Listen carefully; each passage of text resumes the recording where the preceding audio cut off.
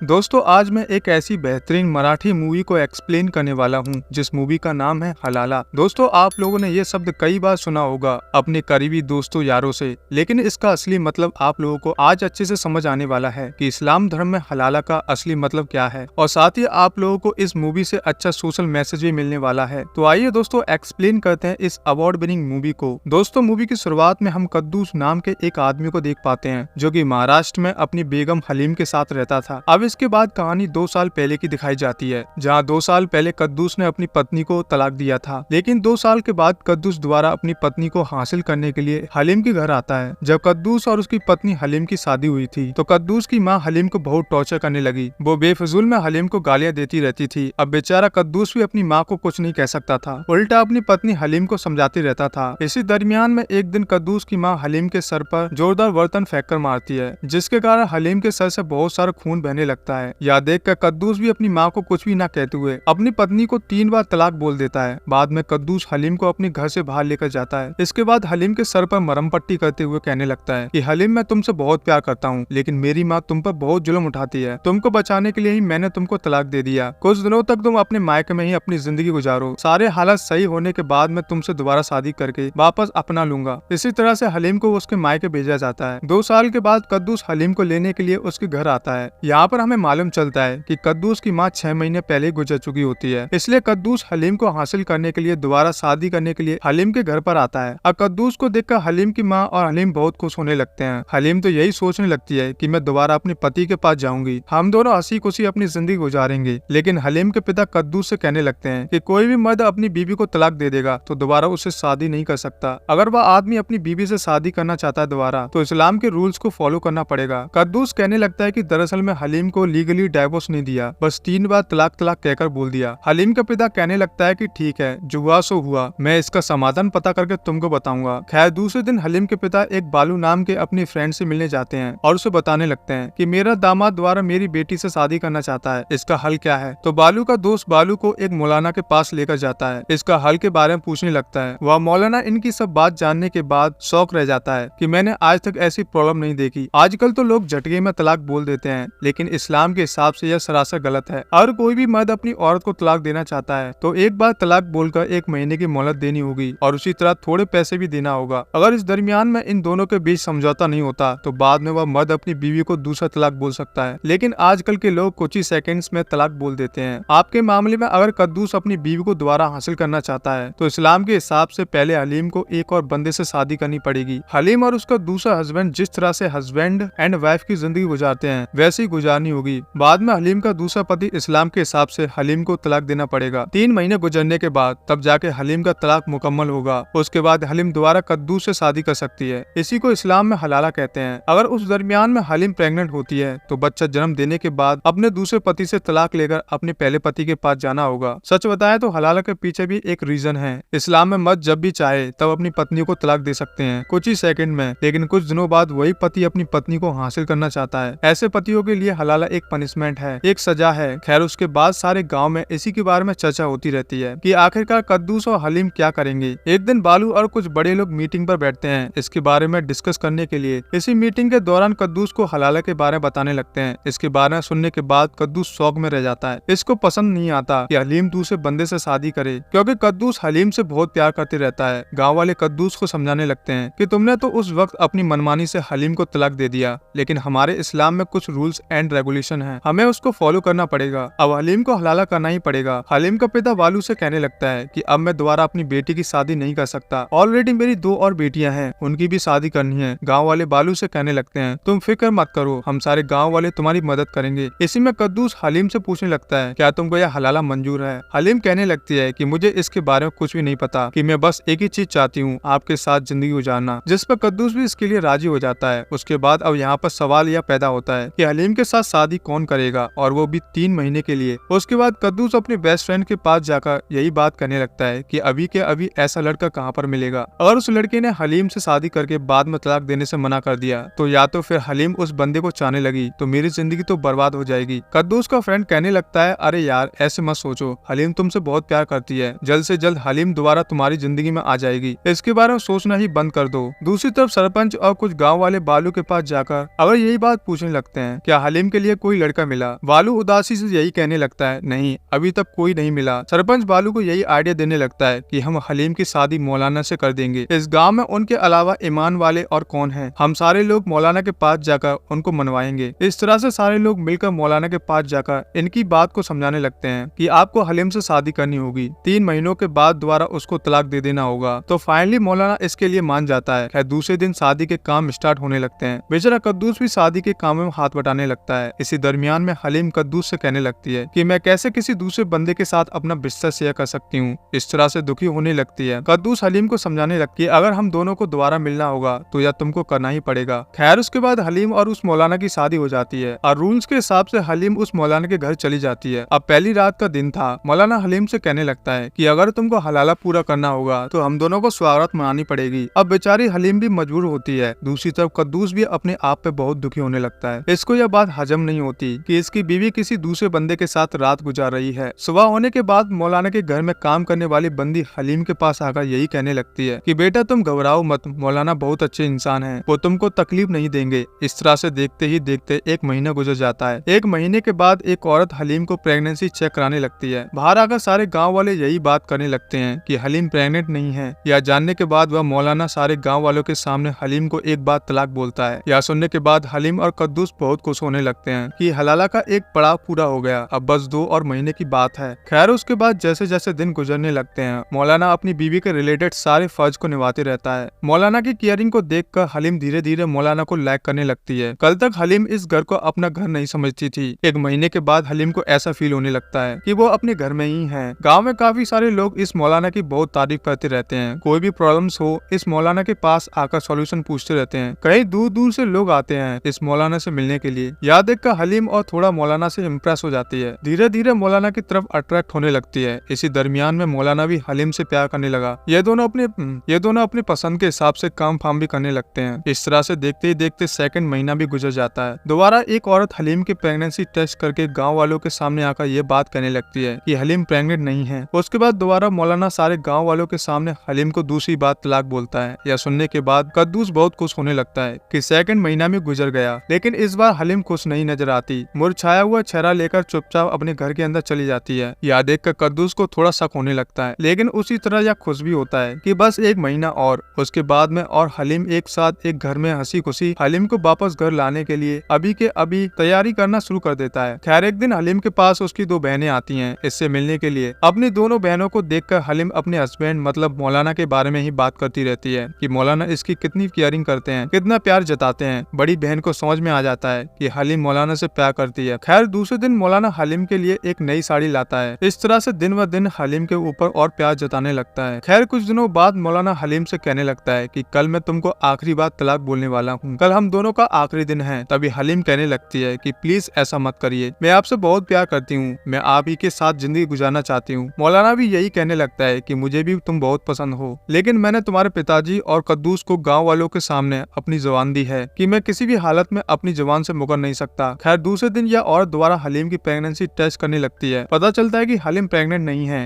यह जानने के बाद मौलाना बहुत ही दुख के साथ तलाक बोलने ही वाला होता है, लेकिन तभी हलीम उस मौलाना को रोक देती है। सारे गाँव वालों के सामने कहने लगती है कि मुझे यह तलाक पसंद नहीं। हलीम की यह बात सुनने के बाद सारे के सारे गाँव वाले शौक में रह जाते हैं। दोबारा हलीम कहने लगती है कि आपको यह नहीं लगता कि मेरे साथ अन्याय हो रहा है? जब मेरी शादी होने वाली थी क्या आप लोगों ने मुझसे यह पूछा कि मैं इस शादी से राजी हूँ या नहीं? और कद्दूस ने मुझसे बिना पूछे मुझसे तलाक बोल दिया। दूसरी शादी भी मुझे पसंद नहीं थी, लेकिन आप लोगों की वजह से मैंने यह शादी की, लेकिन अभी भी आप मेरी राय बिना जाने मुझे इस शादी से बाहर कर रहे हो, मुझे तलाक दिलवा रहे हो। क्या सच में यह इंसाफ है? जब पहली बार कद्दूस मुझे लेने के लिए आया था उसी वक्त अगर मुझे ले जाता तो यहाँ पर बात खत्म हो जाती, लेकिन आप लोगों ने मेरी शादी मौलाना से करवा दी। अब मैं मौलाना की केयरिंग देखकर उनसे प्यार करती हूँ, उनसे कैसे जुदा हो सकती हूँ मैं? और गलती की है तो कद्दूस ने की है, बिना सोचे समझे मुझे तलाक बोल दिया। ऐसे में सजा भी उसको ही मिलनी चाहिए, मुझे क्यों सजा मिल रही है? और मुझे एक बलि का बकरा बना दिया। उसके गाँव वाले हलीम को समझाने लगते हैं कि बेटा हलाला एक रूल है, इस्लाम के कायदे कानून है, और उसी तरह से मौलाना ने कद्दूस से वादा भी किया है, अब मौलाना को तलाक देना ही पड़ेगा। इस तरह से बहस होने के बाद जब मौलाना तलाक बोलने ही वाला होता है तभी कद्दूस मौलाना को रोक देता है। कहने लगता है प्लीज मत बोलिए, सारी की सारी गलती मेरी है। अगर आपने अब हलीम को तलाक दे दिया तो हलीम मेरे साथ आ जाएगी, लेकिन मेरे ऊपर प्यार नहीं करेगी। अब हलीम सिर्फ आपसे प्यार करती है, मैंने गलती किया तो सजा भी मुझे ही मिलनी चाहिए। अब मुझे समझ आ रहा है कि मैंने मैंने कितनी बड़ी गलती की, बस आप हलीम का ख्याल रखना। इस तरह से कद्दूस चुपचाप वहाँ से चला जाता है। तो दोस्तों देखा आपने, जल्दबाजी में लिया फैसला कितना खतरनाक हो सकता है। पहली बार अगर कद्दूस अपनी बीवी को लेकर एक्सप्रेस चला जाता तो इतना लंबा कांड नहीं होता,